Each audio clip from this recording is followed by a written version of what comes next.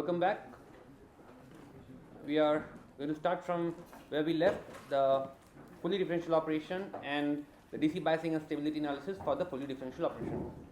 So here, summarizing what we started with, we looked at the common mode feedback and we did the stability analysis for that, and our assumption is that the common mode feedback loop is having very low bandwidth. It is not propagating any significant signal content. As a result, we are assuming that the voltage provided over here by the common mode error amplifier is almost constant. It is just a DC bias, and therefore we are putting an AC ground over here in the AC equivalent circuit. Even if there is a significant common mode at the input, the differential amplifier also ensures that the common mode at the output is sufficiently small. So the common mode signal anyway will be small, but apart from that, the bandwidth of the error amplifier can be made to be potentially very small so that it does not propagate any significant component of the common mode signal. As a result, you will just have a DC bias point. So that is the reason why we have put an AC ground over here, assuming that this is relatively constant DC potential provided by the common mode feedback circuit. And we have the differential signal Vd minus Vd at the input, and we just wrote down the expression for the overall gain for this particular amplifier from the differential input to the differential output, VO plus minus VO minus upon VI plus minus VI minus. So that is having GMRO by 2 whole square. And we need to look at two things. What is the first analysis of the closed loop stability. For that, we need to look at the feedback operation and the stability analysis for this feedback operation. And second thing, we also need to check the DC bias, just like we did for the common mode feedback. So let us start with the DC bias and look at how to establish an appropriate DC bias point at the input nodes of this fully differential amplifier. So remember that using the common mode feedback, we are assuming that we have already set the output DC bias to an appropriate value, and also the DC bias at the output of the first stage has been set to an appropriate value, a desired value. Now the next question is, how do we set the input DC bias? So if we recall some of the very common steps that you might have taken in an undergrad lab to bias differential amplifier or a common source amplifier, it is using a voltage divider. So for a differential amplifier, possibly we can think of using a voltage divider. You can connect an voltage divider to get an appropriate DC bias point that you want over here, and then you can use the capacitive feedback as we have discussed in the beginning. But once again, what is the problem with such bias? The biggest problem will be the noise contributed by these resistors, because ultimately these resistors are going to give you an input referred noise, which is going to come directly at the input port, and it is going to interfere with your amplifier's operation, and therefore direct resistive biasing may not be a good option. Likewise, it will also degrade the input impedance. So here putting the resistive dividers will degrade the input impedance. Rather than the signal coming at the gate through the capacitors, you are now having a low pass filter formed with the help of this resistor. So it is going to affect your frequency response, input impedance and noise, and therefore using these resistive dividers may not be a very good option. Apart from that, this will also waste some of the static power, because if you are having a voltage divider, unless you are having very large resistances of mega ohms range, it may burn few microamperes of power, and that can also lead to wastage. So rather than using voltage dividers at the input port, we are going to take help of already established DC bias point at the output to bias my input nodes, and for that we are going to use resistors in parallel with our feedback element. Let us see how does this help, and how does this not violate our other constraints. So we have to choose appropriate values of this R and make sure that it is helping us in establishing the appropriate DC bias point at the input terminal of our differential amplifier without violating the frequency response or the noise constraint of our overall amplifier. So in the very beginning, we have said that we don't want to use resistive feedback. We don't want to use R1, R2, and one of the main reason is that it can lead to a lot of noise, because R1, whatever noise is being contributed by R1, that will get amplified by the amplifier, and it can increase the input, the overall output noise of the amplifier, and also the equivalent input referred noise, as a result will be bad. So, that was the starting point why we chose the capacitive feedback. Now, in this case we are saying that we are again going to take help of these resistors in the feedback network to establish an appropriate DC bias point at the input. So, let us see how does that help us in first of all establishing DC bias without violating noise constraint, and then look at the frequency response criteria. So, for the analysis I will look at the single ended version, because that is simpler to analyze and visualize as well. So, I will stick to the single ended version, where I am having the C1 C2 for the feedback realization, and I am having a feedback resistor RF for the DC bias. You are having the input signal applied here V in, you can call it C1, you can call it C2. So, I am just going to use this single ended version for the analysis, and results remain valid for the differential case also.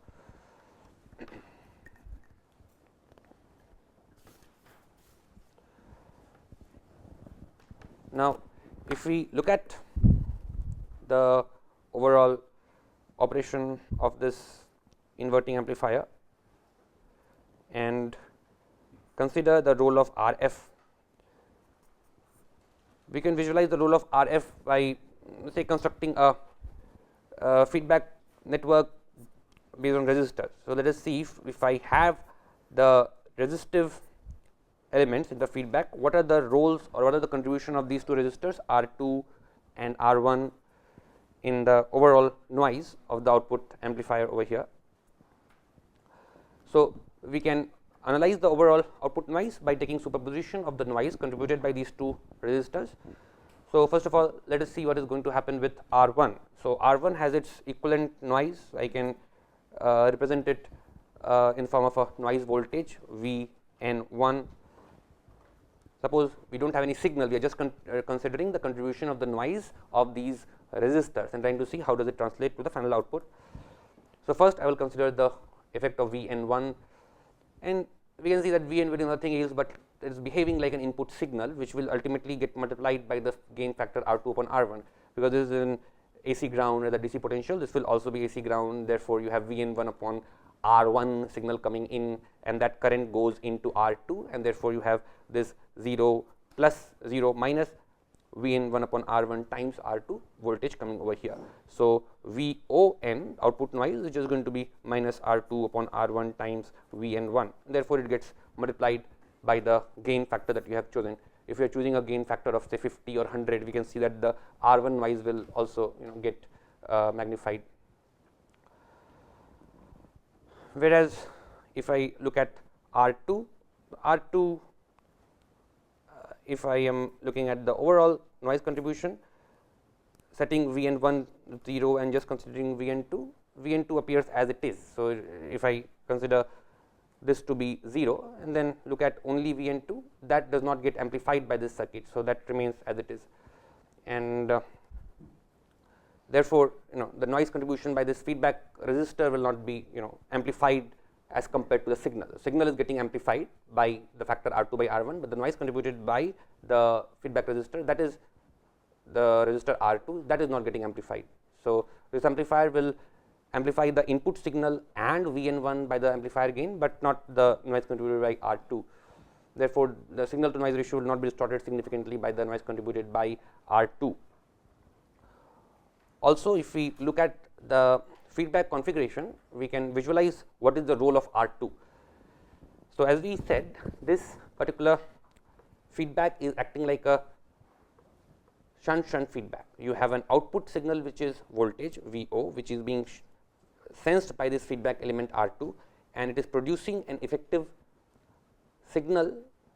Right now, I am not saying whether it is a current signal or a voltage signal, it is producing an effective signal which is going into the input node, and it is getting mixed with the same node where the input signal is coming. So, whenever there is a combination of feedback signal and the input signal at the same terminal, there is a shunt connection, and we know that it is going to be a current mixing, because current mixing happens at the same node. If you have to subtract voltage, then it happens at different node. So, if the feedback signal is coming at the complementary node as compared to the applied input signal, then it is a series feedback. The input quantity is subtracting from the feedback quantity, because the feedback terminal or the feedback signal is fed to the complementary terminal. But here we see that the feedback signal is fed to the same terminal as the input signal, therefore, the input quantity has to be treated as current. And as a result, if I look at the role of R2, it is basically providing a current feedback at the input point. In order to treat or analyze this feedback amplifier, we need to analyze this as a shunt amplifier and need to analyze a given input source also as a current source. So, even though we are using this amplifier topology as a voltage to voltage amplifier, but the mechanism is of a shunt amplifier.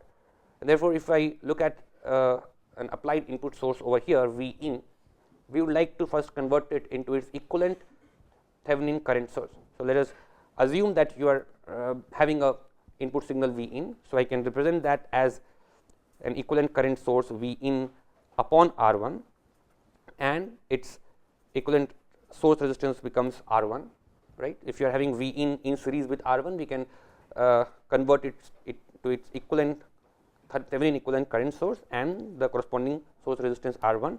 Then it goes into the input of our amplifier, and the R 2 is basically now can be seen as mixing current, sensing voltage and mixing current.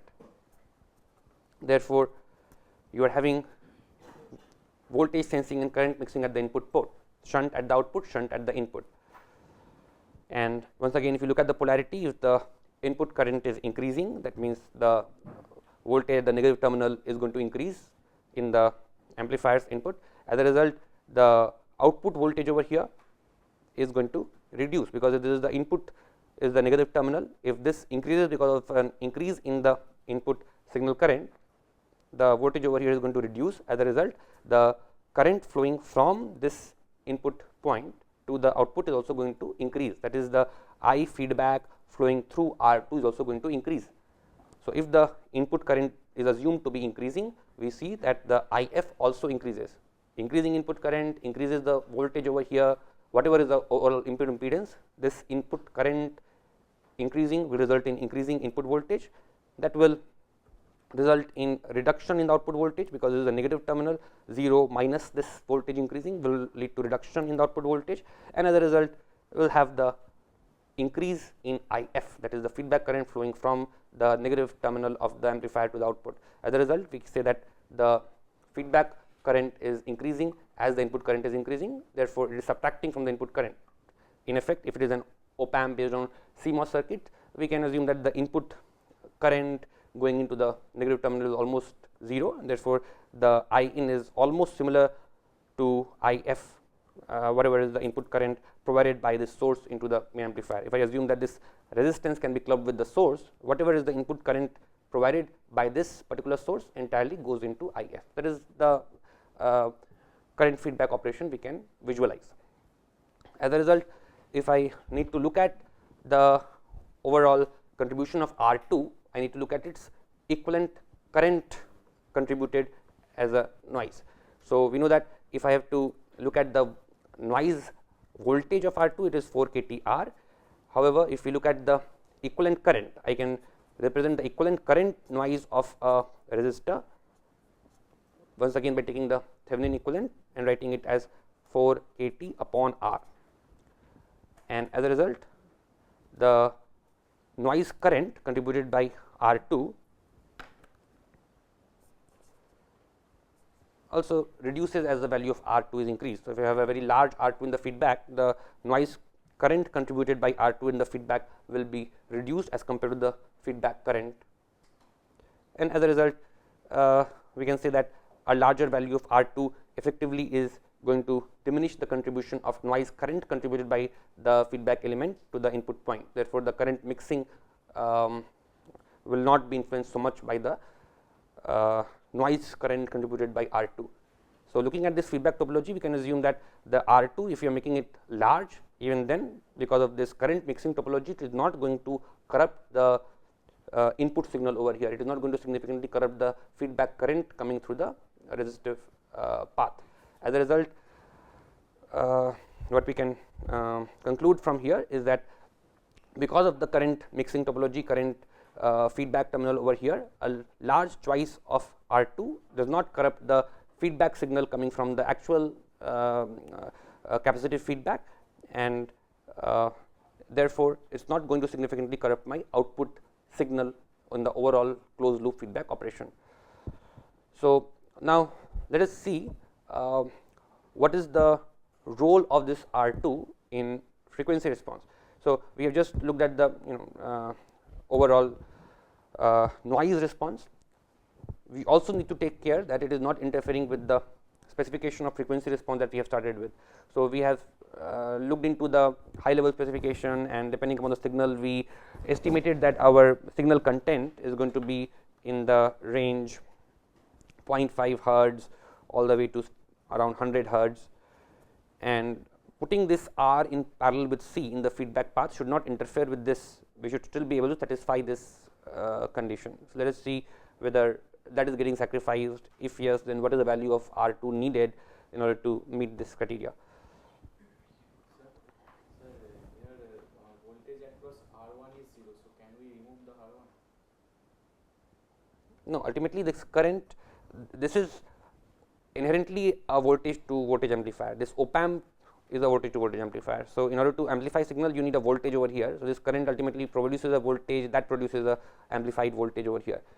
But overall, this configuration is a shunt. So, this op amp along with the resistive feedback is producing or is implementing a current to voltage amplifier.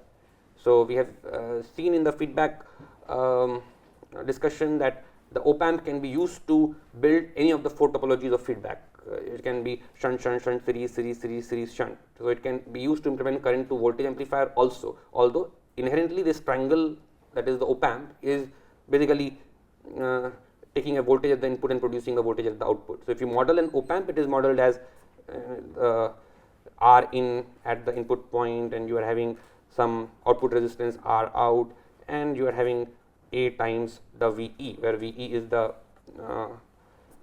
voltage across its input terminal. So, this will be the model for an op amp, because ultimately it is amplifying the voltage appearing across the 2 input terminal. It has some effective output resistance.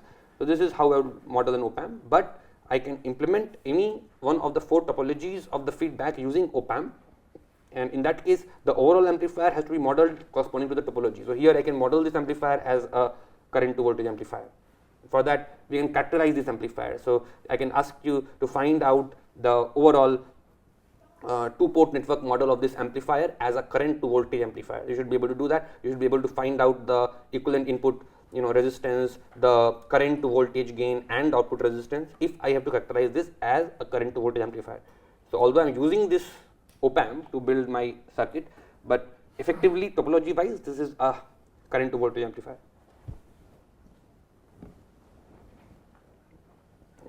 Any other question before we proceed towards the frequency response?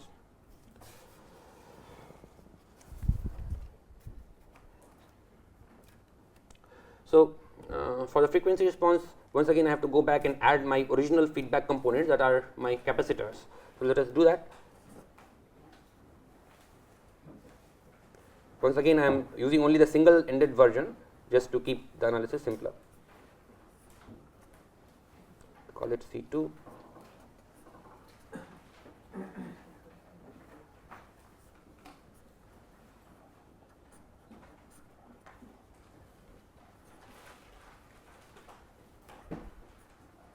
So, this is the overall circuit, and here we know that overall response will be given by Z2 upon Z1. So, I can just write it down as Z2 upon Z1 minus sign, which is where Z2 is parallel combination of RF and C2. So, I can find out Z2 first, which is 1 upon SC2 parallel RF upon RF plus 1 upon SC2, and this is going to result in RF upon 1 plus RF SC2, and therefore, the gain is the closed loop gain is minus Z2 upon Z1. So, RF Z1 is 1 upon SC1. So, you have SC1 upon 1 plus RF SC2, So, what kind of transfer function do we see here because of the RF?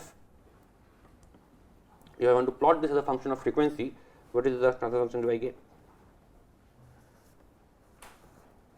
At very high frequencies, the RF SC2 term is going to be much larger than 1. As a result, I can ignore this 1 with respect to this RF SC2, and therefore, what is the transfer function? It is going to be my the desired gain C1 upon C2 minus sign mod, if I am just taking the mod of that. So, this is your mod A. So, at high frequency I get C1 upon C2.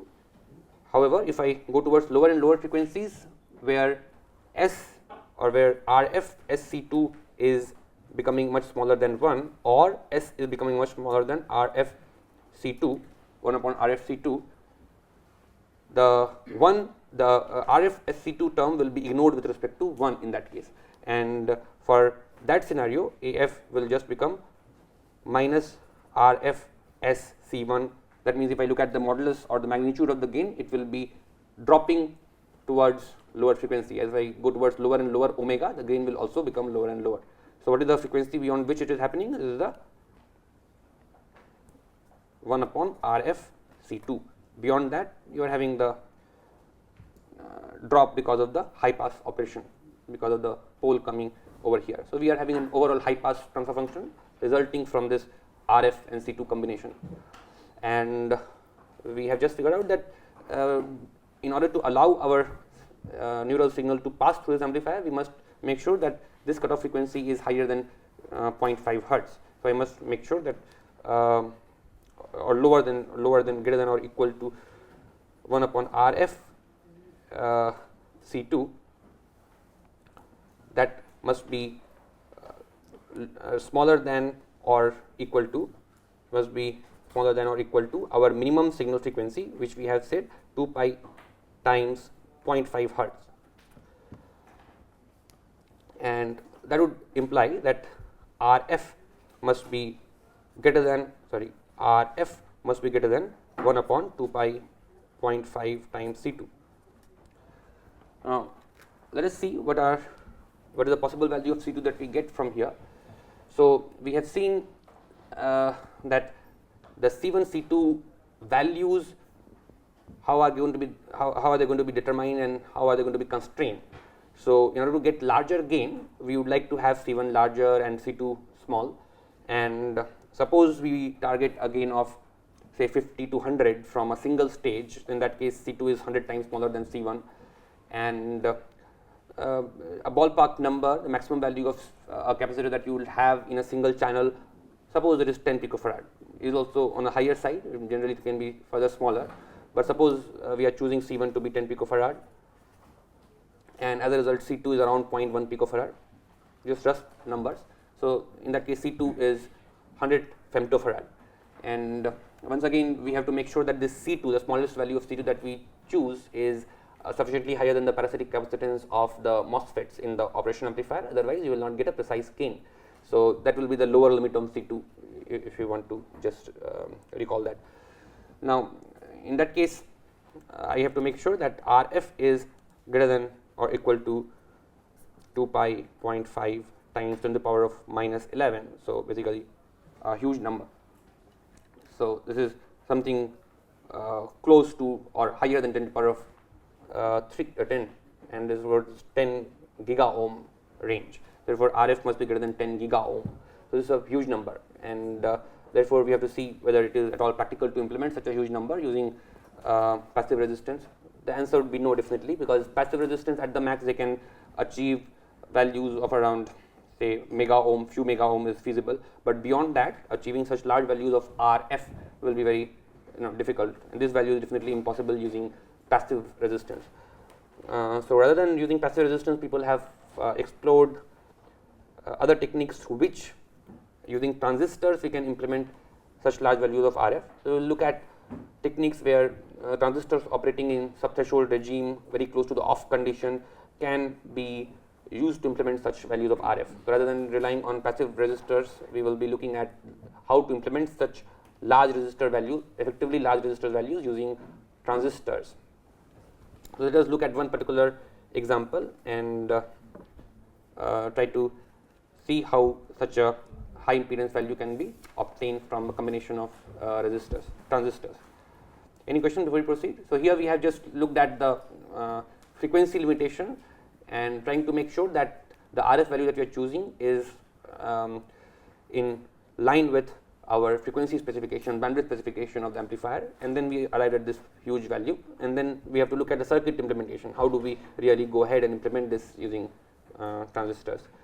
And another point that we noted was if you have large RF value, if you look at the equivalent feedback contributed by RF, that will be small. So we are looking at the equivalent noise contribution or noise current contribution. So if you are implementing it using large, if you are using such a sub-threshold regime transistors to implement such an RF, the overall noise current will also be small because of the 1 upon R dependence of the noise current.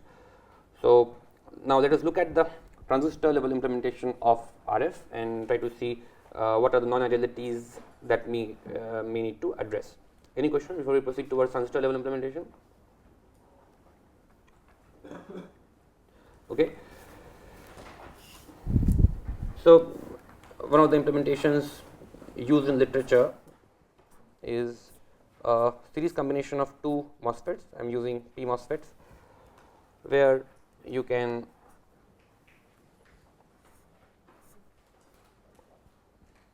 wherever I am drawing the dots, they are having connectivity. Where there are no dots means no connectivity. They are just crossing points. So the input signal is over here. This is the input terminal of the amplifier. So basically, you can say the negative terminal of the amplifier or the positive terminal of the amplifier, and this is the input signal. The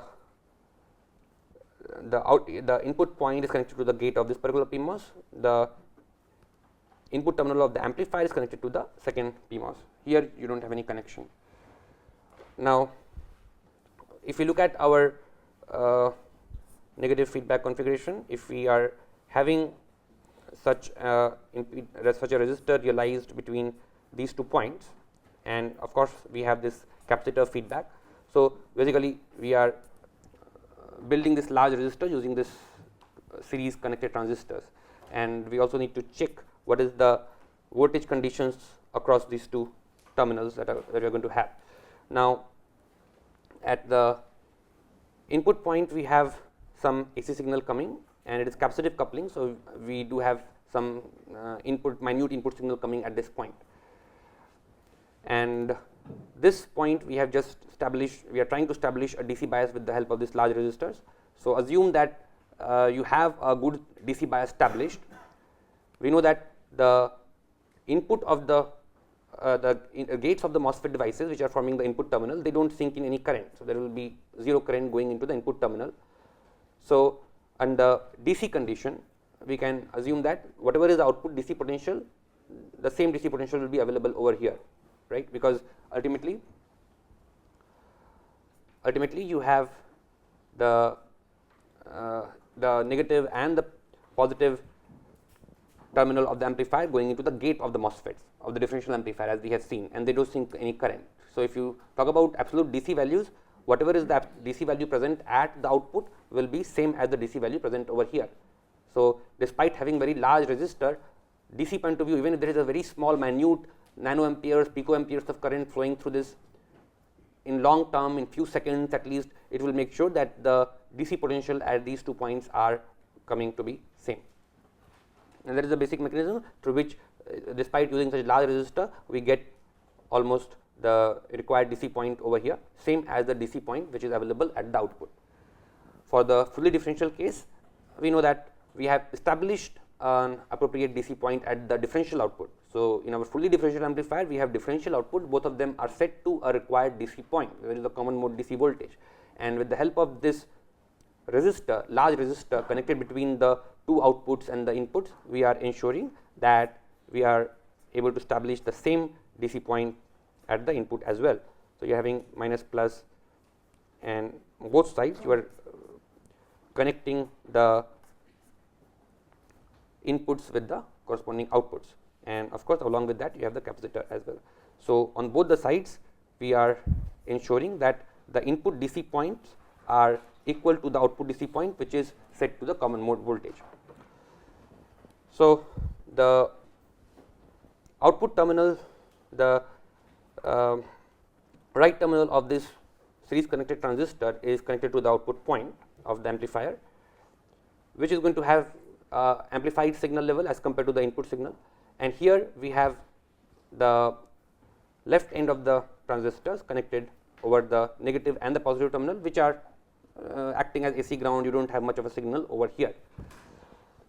So, as a result, what we can say is you are going to have sufficiently larger signal at this point, whereas the other end is going to be relatively stable, it is not going to have much fluctuation over here.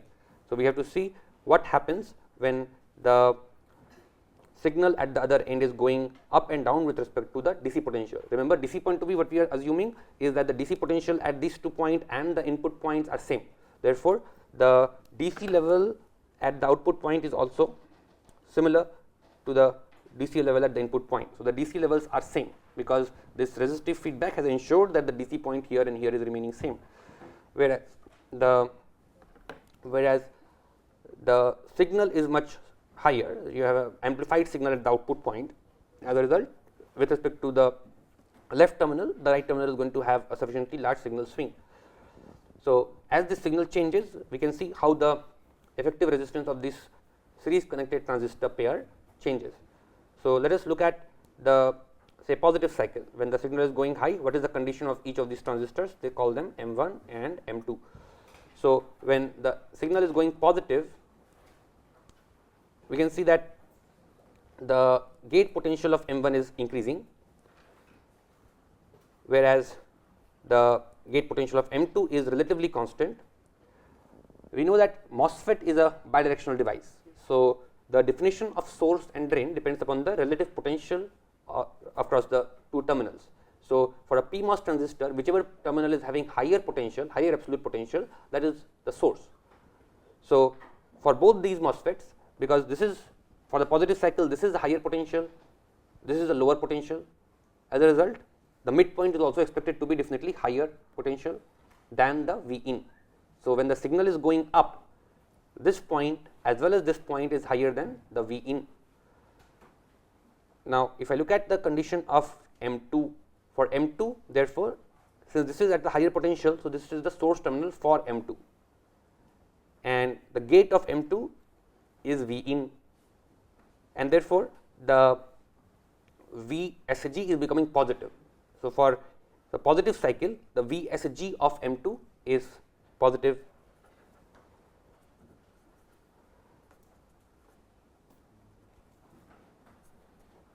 Whereas, if I look at the condition of M1, for M1 also, this is your source terminal, because ultimately this is a higher potential, this is a lower potential, midpoint of that, it may not be exactly the midway, but it is supposed to be higher potential than this one. So, this is going to be the higher potential and the source terminal. This is definitely lower than the potential over here, whereas the gate potential is higher. So, although the source potential is higher than the drain potential, but the gate potential is even higher than the source potential, and therefore, the VSG of M2 is becoming more and more negative. So, VSG of M1 is becoming negative, and therefore, the resistance of M1 will be, you can say R of M1 will be going up very strongly, whereas R of M2 is going down. This is a series combination. So, ultimately, the overall resistance, that is Rm1 plus Rm2, if the Rm1 is strongly going up and becoming relative is remaining relatively off, because VSG is becoming more and more negative. Therefore, this is going to dominate the overall resistance between the two terminals, and therefore, the effective resistance between the two terminals V in and the output point is going to be very high, determined by the off resistance of M1. This is clear?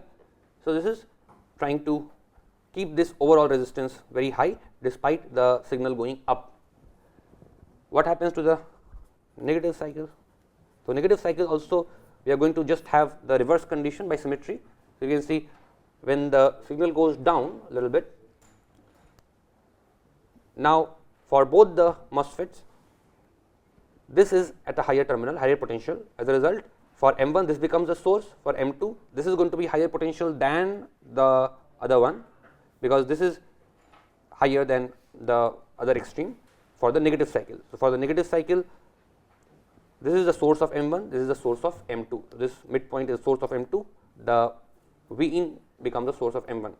Under that condition, what we see is for M1, the VSG M1 is becoming slightly positive, because V in is higher than the V out over here. So, this is basically your V out.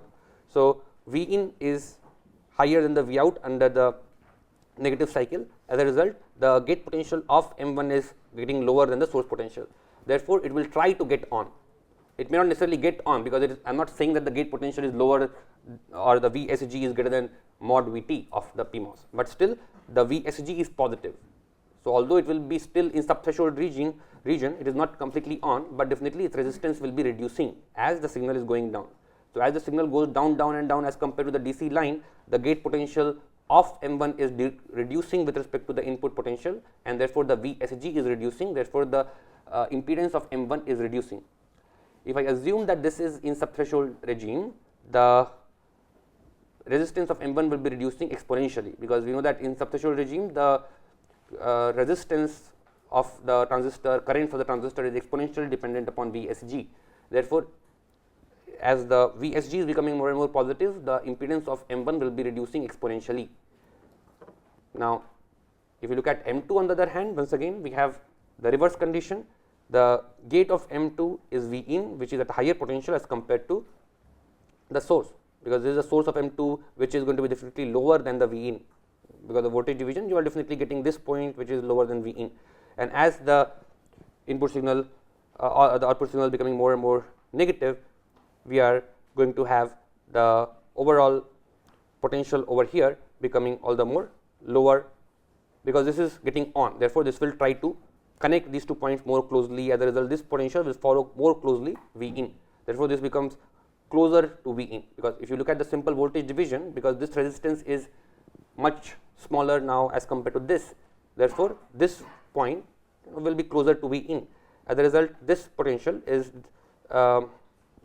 also getting, as compared to the gate potential, you are having 0 or negative VSG for M2, and therefore, once again the VSG of M2 in this case is negative, and therefore, the R M2 will be increasing exponentially, R M1 is reducing exponentially. So, what we can see is that in the negative cycle, once again the reverse phenomena is true, resistance of M2 becomes much higher and M1 becomes much lower. The series combination is going to be determined by the much larger one, and therefore, the overall impedance over across the V in and V out stays high for the positive as well as negative cycle. And for the subthreshold operation, since the impedances are going to be much smaller, we are having a negative VSG for one of the MOSFET, we can ensure much higher impedance provided by these MOSFETs. So, even when the VSG is off, the device will have some minimum leakage flowing through the drain and source. So, there is always a non-zero leakage current between the drain and the source. That is what is going to give us a very large impedance value, a very large resistance value. And throughout the cycle, whether the signal is going positive or negative, we are ensuring that the impedance provided by the overall series combination is corresponding to the off state impedance of the transistor, and hence it is staying very high. So, by appropriately choosing the channel length, for example, we can also try to push the impedance higher, and it has been shown that this kind of combination can be can help us in achieving resistance all the way up to 10 to the power of 14, 10 to the power of 15. Here our target is 10 to the power of 12. So, definitely that is also achievable using appropriate device dimensions. The problem in this particular case, if we are operating in subthreshold regime, we are not sure how precise these resistance values will be. So, here we are relying on the assumption that this feedback component will be able to meet our bandwidth requirement. RF we are trying to choose is such that it is not suppressing our desired signal content. If we are relying on subthreshold operation of the transistors to realize such large value of RF, it is going to be highly sensitive to temperature and process variation. Subthreshold region, because of exponential dependence of transistor currents on threshold voltage variation or temperature variation, it can have very sharp or very strong dependence on temperature and process, and as a result it will not be very well defined, very well controlled. In simulation you will be getting some value, but the actual implementation can give you drastically different value, and therefore we may end up blocking our desired signal component as well, because this RFC2 can end up lying much lower than the expected value, or it can happen the reverse way, it can end up lying much higher than the expected value. So that's not a very well controlled value. It can vary a factor of tens or even higher. So it will be good to have some kind of tuning option or calibration, so that this large value of resistor is calibrated or tuned as per requirement. So we need to have some post silicon calibration or tuning option, so that it is controllable or adjustable. In the silicon we are having the option of tuning and matching it to the required value, because in simulation you may be expecting some values, but in the silicon you can end up having very different value because of a small change in the VT, or over the time also the resistance can change exponentially because of the subthreshold operation, and hence you can end up having very different R value and hence a very different frequency spectrum on the lower side of for our amplifier, which is not desirable. Therefore, we will see that how to incorporate some tuning option in this circuit. Let me go back to the differential amplifier. If I am connecting, my output DC point is fixed with the help of the common mode feedback. So that is fixed, and the input is just having some connection with the external electrode with the help of a capacitor. So there is no DC path through the capacitor. There is no DC path through the transistor, and therefore if you connect some very large resistor between the output to the this point, the transistor is not a perfect insulator. You are having some leakage current through that. Even if it is off, it is providing a very large resistance, and as a result it will ensure that whatever DC point is obtained over here, the almost same DC point is obtained over here, because there is in the steady state there is no current flowing into the gate of the MOSFET, there is no DC current flowing into this capacitor. So if the total current flowing here is 0 in steady state, that must make sure that this DC potential is same as the DC potential here. This is clear? So in AC it will block. AC because Output voltage can go in input port also. no, so for the DC response, once again, because we are having very large R value, and at the input side you are having an impedance which is much smaller than the R. So if you take superposition, because of the output signal, there will be hardly any impact on the input side. Even if I just assume that you are applying some output signal over here, what is its impact on the input? So we can see that you are having some input impedance over here, which is just around mega ohm. So we have seen that electrode impedance there is approximately around mega ohm. So here you are having around 10 to the power of 10 or 10 to the power of 11, and here you are having mega. So it's 1 mega. So still it is much larger. Therefore, if I assume that let us apply some output signal over here, and what is its effect on the input, that is not going to be so much. It's very minute. So you told that the resistance can change over time. So if this condition satisfied that the cutoff frequency is proper, then if it is increased, the resistance, can it be problematic? If it is decreased, then it is have some issue. But if it is increased, then it has issue, because it is going towards lower frequency also, and then you can have more artifacts coming into picture. So we also want to suppress low frequency artifacts. So we have discussed the issues of dynamic offset. So if you are lowering the cutoff frequency, it will pass those low frequency artifacts also. So we don't want to invite the low frequency artifact sitting as 0.1 hertz or something. So we want to block them. So lower side also it can create problem.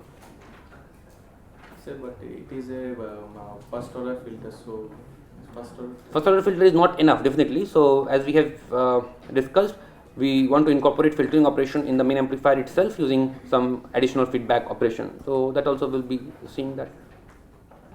I guess in some of the simulation exercises also we have seen how to incorporate a feedback loop which can take care of that additional low frequency component. So it can incorporate some filtering operation in the main front end amplifier itself and give you a higher order filtering effectively. This is the concept of servo loop as we have discussed. So similar thing will be coming. Behavior of noise in the MOSFET will be same as the resistor. No, MOSFET noise is dependent upon the overall, for the thermal noise of the MOSFET and 1 upon F noise of the MOSFET. We have to model it according to the MOSFET parameters. So, for example, thermal noise of the MOSFET, if you look at it, so you are anyway having very small GM, 4 kT gamma GM will be the thermal noise current of the MOSFET. So, if you are using subthreshold regime MOSFET, GM is anyway going to be very small. The overall current flowing through the MOSFET is anyway very small. So, the thermal current, which is proportional to 4 kT gamma GM, will also be very small. Therefore, it will not interfere with the feedback current provided by the capacitors too much.